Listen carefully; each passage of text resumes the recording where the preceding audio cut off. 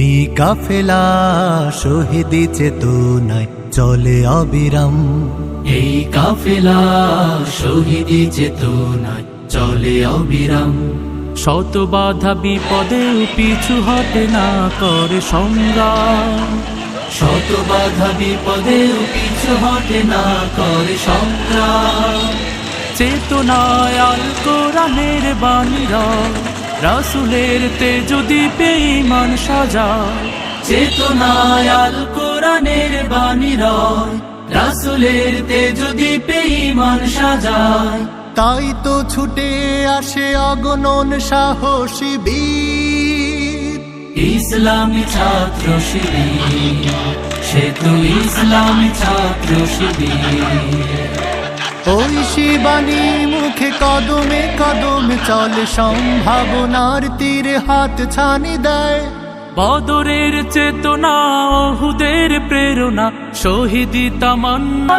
সংগ্রামী ছাত্রবাসী, শিবির আমাদের গান, শিবির আমাদের গান। শিবিরের জন্য না হলে বাংলাদেশের যুবক সমাজ।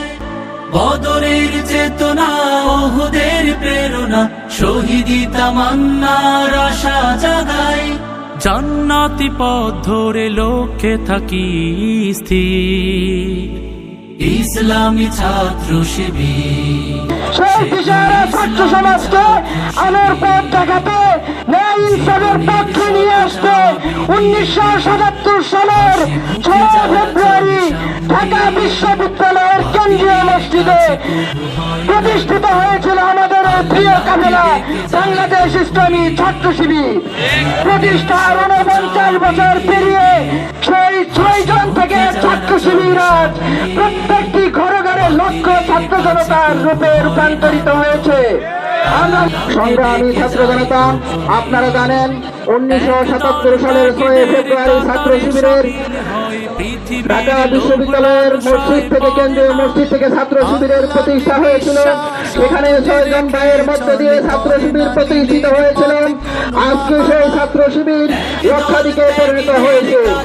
বাংলাদেশ ইসলামী ছাত্র শিবির প্রতিষ্ঠা হওয়ার পর থেকে দেশ এবং দেশের মানুষের জন্য এবং ইসলামের জন্য কাজ করে গেছে। বাংলাদেশ ইসলামী ছাত্র শিবিরকে দেশ এবং দেশের মানুষের জন্য, ইসলামের জন্য কাজ করতে গিয়ে অনেক জুলুম, অনেক ত্যাগ স্বীকার করতে হয়েছে।